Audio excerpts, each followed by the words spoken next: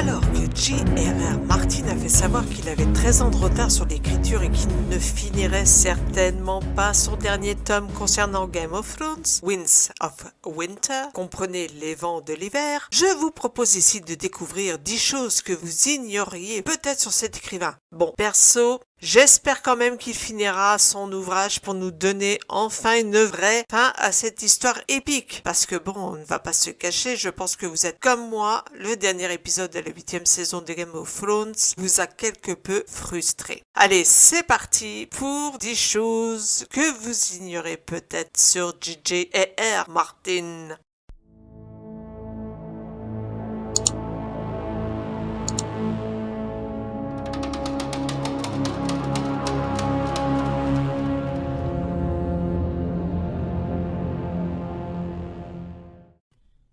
J.R.R. Martin est comme moi, oui, un passionné des chats. Il possède en effet plusieurs félins et on retrouve cette passion dans ses livres. On a par exemple le chat de la maison Stark, qui est nommé Grumpy Cat. Oui, Grumpy Cat. Ah, je sais, ça vous rappelle un certain chat, n'est-ce pas? Et oui, c'est bien celui qui a inondé les réseaux sociaux avec sa mine fâchée. Bon, ok, ce n'est pas ici le chat de J.R.R. Martin, mais il lui a quand même inspiré celui des Stark. Bon, un autre chat par contre qui appartient bien à l'auteur s'est retrouvé lui dans Game of Thrones. Il s'agit du chat Mulligan qui a donné son nom au personnage de Mali, un gardien de la garde de la nuit.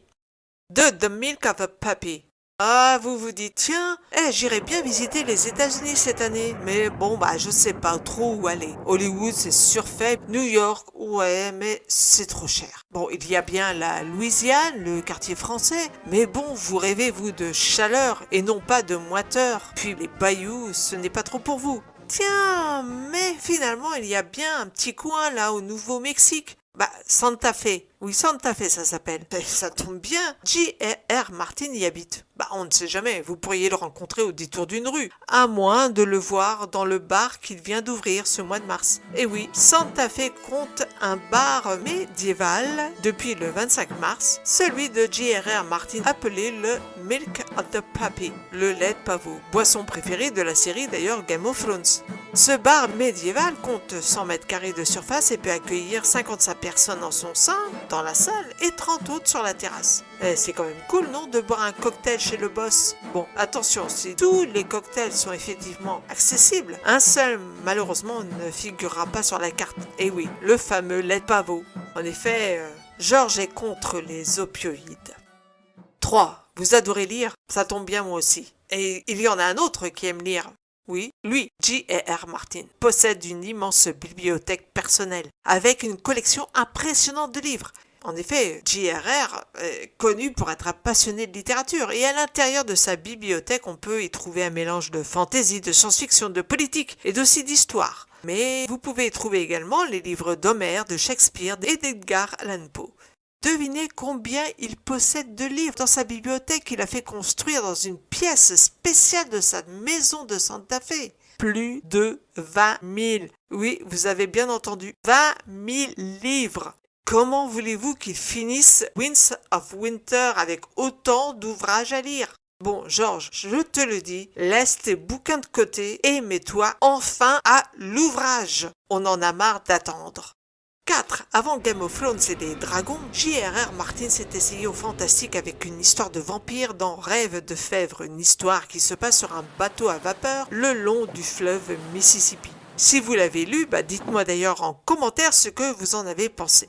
Bref, ce livre a rencontré un certain succès et a été considéré en son temps comme une de ses œuvres les plus réussies. Cet ouvrage lui a d'ailleurs valu d'être nommé pour le prix Locus en 1983, prix qu'il remportera par la suite pour A Dance with Dragons, le 5e livre du Trône de Fer. Il avait auparavant remporté ce prix d'ailleurs dans la catégorie nouvelle, avec notamment Gardien, Le Roi des Sables et Chanson pour l'IA. Alors, quand je dis l'IA, ce n'est pas l'intelligence artificielle, non, c'est l'IA, L-Y-A. 5. Et un train passe, dit la vache dans son champ. Bah oui, c'est ce que se dit peut-être aussi J.R.R. Martin, qui lui n'est pas comme la vache, il n'est pas dans le champ, mais en tout cas c'est un passionné de l'histoire des trains et des chemins de fer. D'ailleurs, il laisse parler cette passion dans ses nouvelles où il peut traiter de technologie, de voyage et de révolution industrielle. Il est, saviez-vous, copropriétaire à Santa Fe du train d'excursion de Sky Railway, un train qui vous promet un voyage de 18 miles entre Santa Fe et Laimi. Le train comprend un wagon peint appelé The Wolf, le loup, et une locomotive crachant du feu et de la fumée appelée The Dragon. Bon, on se demande bien d'où cela peut venir, cette idée. Bon, à l'avenir, il y aura aussi à l'intérieur du train de la musique avec du jazz, de la country, il y aura des cocktails et bien sûr un voyage sur le thème du Far West. Alors, vous êtes prêts vous aussi à partir pour Santa Fe finalement? Allez, hop, tous en gare. 6. Tremblé devant Alien, le Predator. Et oui, amateur de cinéma, J.R.R. Martin adore lui aussi les films de monstres. Et pas n'importe lesquels, les grands monstres. C'est un fan absolu de King Kong et de Godzilla, mais aussi du robot Robbie de la planète interdite, que je vous conseille d'ailleurs de voir. Oui, ok, le film a vieilli, il date de 1956, mais bon, c'est un classique à voir absolument, c'est un film devenu culte pour toute une génération, voire même plusieurs générations. Alors ne passez pas à côté, vous pouvez trouver, je pense, sur des plateformes et au pire en téléchargement. 7. En plus d'être un auteur à succès, J.R.R. Martin est aussi un scénariste à succès. Il a écrit en effet des scénarios pour des séries mythiques comme La 5e Dimension,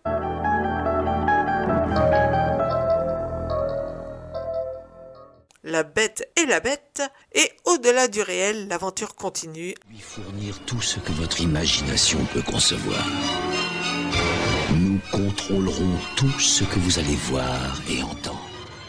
Ainsi que Doorways et Le Voyageur. Il a aussi été assistant de la production pour le film Fargo en 1996. Mais bon, malheureusement pour lui, il n'a pas été crédité au générique.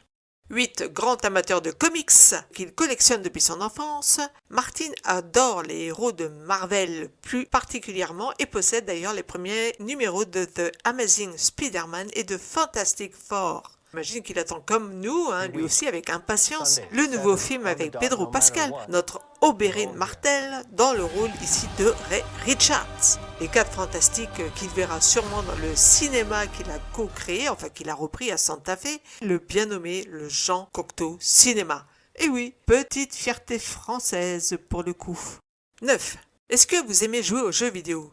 Si oui, vous connaissez sûrement le jeu Elden Ring, un jeu de dark fantasy qui se déroule dans le royaume de l'Entre-deux-Terres, quelque temps après la destruction du cercle d'Elden et de la dispersion de ses fragments. Le joueur doit traverser ce monde pour écouter les runes majeures et restaurer le cercle d'Elden.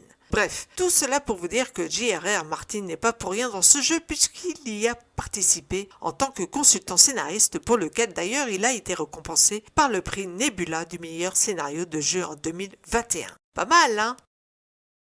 Si vous regardez attentivement le premier épisode de la 3e saison de la série policière Dark Winds, vous allez reconnaître un personnage qui n'est autre que J.R.R. Martin dans le rôle de George. Série dont il est producteur, ceci explique en effet peut-être cela. Mais l'auteur avait également participé à une autre série, cette fois en 2015, dans un épisode de Z Nation où il avait incarné son propre rôle en tant que zombie. Personnellement, je trouverais drôle de le voir dans le rôle d'un vieux chevalier dans une série tirée de Game of Thrones. Bon, peut-être dans Aegon le Conquérant. Ça serait pas mal. Dans le rôle d'un chevalier, un roi comme ça de Westeros, défait par Aegon. Moi, j'aime bien l'idée. Et vous ? Voilà, c'était des choses que vous ignoriez peut-être sur J.R.R. Martin. J'espère que cette vidéo vous aura plu. Si c'est le cas, n'hésitez pas à mettre un like. Cela aide la chaîne et la vidéo à être proposée par l'algorithme de YouTube. Abonnez-vous si ça n'est déjà fait. Si ce n'est pas fait, franchement, c'est pas bien. Abonnez-vous. Bon, partagez aussi. Et puis moi, je vous dis à bientôt pour une nouvelle vidéo. Bisous, bisous. Ciao.